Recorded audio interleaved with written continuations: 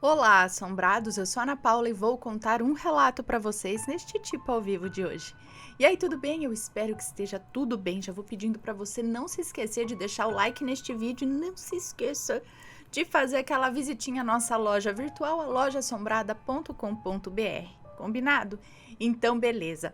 Bora pro relato de hoje, que é este daqui. O demônio no meu quarto. Ai, credo, né, gente? Vamos ver. Olá, Ana, me chamo Fulana, mas pode me chamar de Fulana.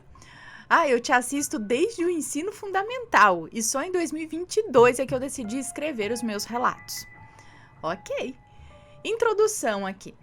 O relato que eu vou contar hoje é uma prova de que existem sim demônios, obsessores, espíritos malignos ou como quiserem chamar.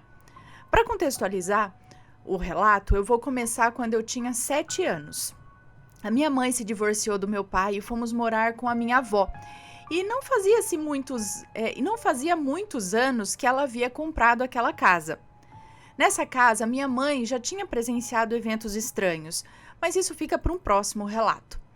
Bom, pouco tempo depois que nos mudamos para lá, a minha avó foi morar com o seu esposo, sendo assim deixando a casa aos cuidados da minha mãe. Nessa época, eu estudava de manhã e ficava a maior parte da tarde sozinha. E foi aí que começaram a acontecer coisas estranhas. A minha vizinha, uma senhora de idade, sempre dizia para minha mãe que já tinha visto um homem de chapéu e capa preta na janela da nossa cozinha diversas vezes. Ela também contou que o antigo morador da casa costumava mexer com energias negativas e fazer alguns trabalhos. Ele deixava bem aparente para todos, já que sempre deixava no quintal umas velas pretas, vermelhas. Olha, eu não tenho preconceito com nenhuma religião, tá? Eu só tô relatando o que diziam. Moramos nessa casa por 6 anos e coisas como paralisias do sono, chuveiro ligando sozinho, vultos, sensação de ter alguém por perto e até mesmo escutar vozes aconteciam.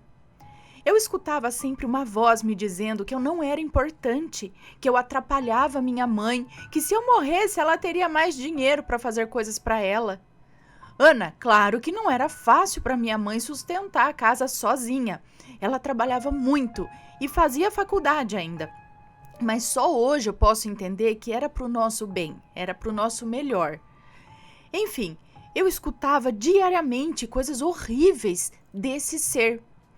E ele sempre me dizia para eu tirar a minha vida. Eu tinha medo de contar isso para minha mãe, medo do julgamento, dela pensar que eu estava ficando doida. Até que um dia eu tentei contra a minha vida. Não deu tempo de concluir. Meu irmão, que tinha apenas 4 anos, viu e chamou a minha avó, que no dia estava em casa. O meu irmão morava com a minha avó na casa do esposo dela. Nesse dia eu apanhei. Eu contei sobre as vozes e ela disse que ia expulsar as vozes no chinelo. Hoje eu dou risada, pois sei que ela fez mais como uma reação desesperada. Depois de um tempo do ocorrido, nos mudamos para um apartamento.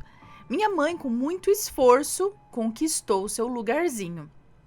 Nessa nova casa não foi diferente. Continuei escutando as vozes e sempre imaginando diferentes formas de morrer. Mas ao mesmo tempo que eu queria, eu tinha medo. Minha mãe e eu tínhamos parado de ir à igreja e em um dia a minha mãe decidiu colocar em seu carro uma estação gospel no rádio. Foi aí que a pastora disse: "Você, mãe, está afastada de mim, Deus no caso.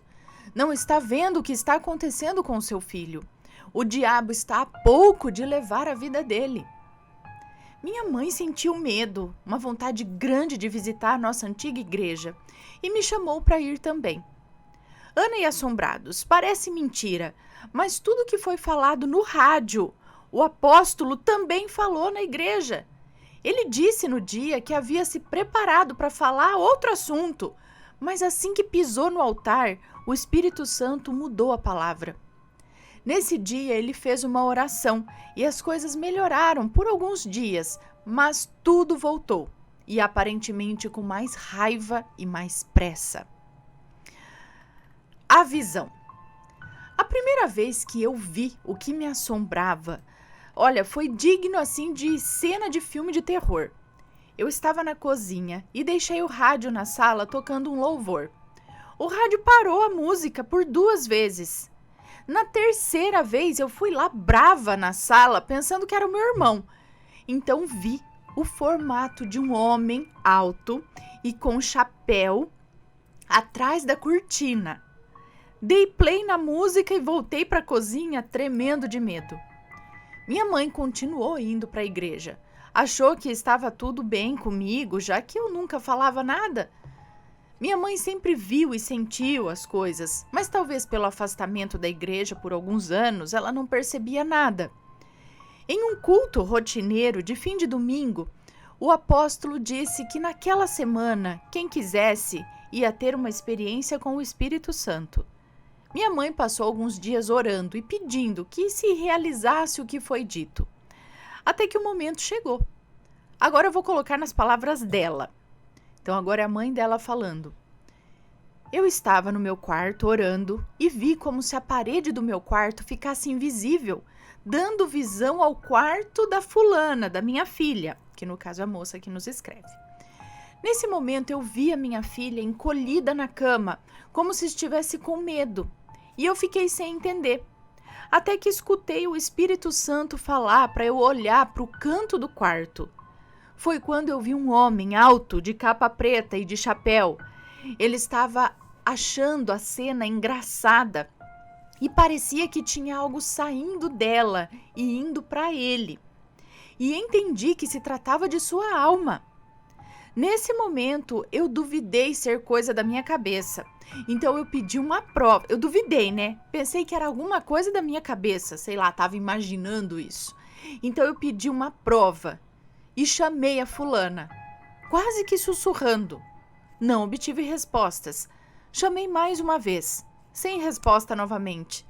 Então eu decidi chamá-la pela última vez e me assustei ao ouvir: Oi, mãe. Agora voltando, sou eu de novo, a fulana. Eu lembro que era tarde da noite, era por volta de umas 3 da madrugada. Tinha uma lâmina guardada na gaveta do quarto e eu estava disposta a fazer aquilo aquela noite. Quando ouvi a minha mãe chamar as 2 primeiras vezes, aí eu pensei que ela tinha escutado o meu choro. Na terceira vez eu respondi como que por impulso e fui até o seu quarto. Só me lembro de deitar com ela, de chorar e tremer muito. Ela me disse o que tinha visto. E então levantamos para orar na casa, para que aquilo fosse embora. Depois disso, uma pastora muito querida, em um encontro conosco, me disse: Você ainda está guardando o que você ia usar para se ferir aquela noite. Embrulha isso e me traz. Ana e assombrados, nem eu lembrava mais daquela lâmina na gaveta. Levei para ela. Eita, Laia! Amém, espirrei. Bom, levei para ela na semana seguinte e eu nunca mais vi aquele ser que me assombrava. O que vocês acham que era? Algo demoníaco? Algo da antiga casa que ficou por lá? Ou um espírito que eu atraí? Eu vou colocar uma foto de como eu o vi. Alguém mais já viveu algo parecido? Me avisa, por favor. Quando lê. Enfim. A imagem, ela pegou uma imagem do Google aqui, mas é uma imagem até clássica do Povo das Sombras, que é aquele homem que parece que usa uma capa e um chapéu. Você vê só aquela silhueta desse jeito, é isso que ela via.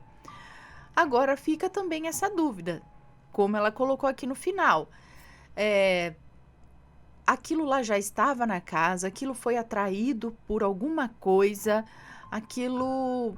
Por que aquilo estava ali? Por que falava isso para ela? Por que ganhou força? Se divertia com aquilo? Queria sugar essa energia ruim dela? Queria provocar algo ruim nela? Era o Povo das Sombras, pela descrição? Seria alguma outra entidade? Seria algo que foi mandado? A gente não sabe, né? Porque ela falou que naquele local já tinha umas coisas estranhas. Quem que fazia as coisas lá? Nessa casa minha mãe já havia presenciado eventos estranhos.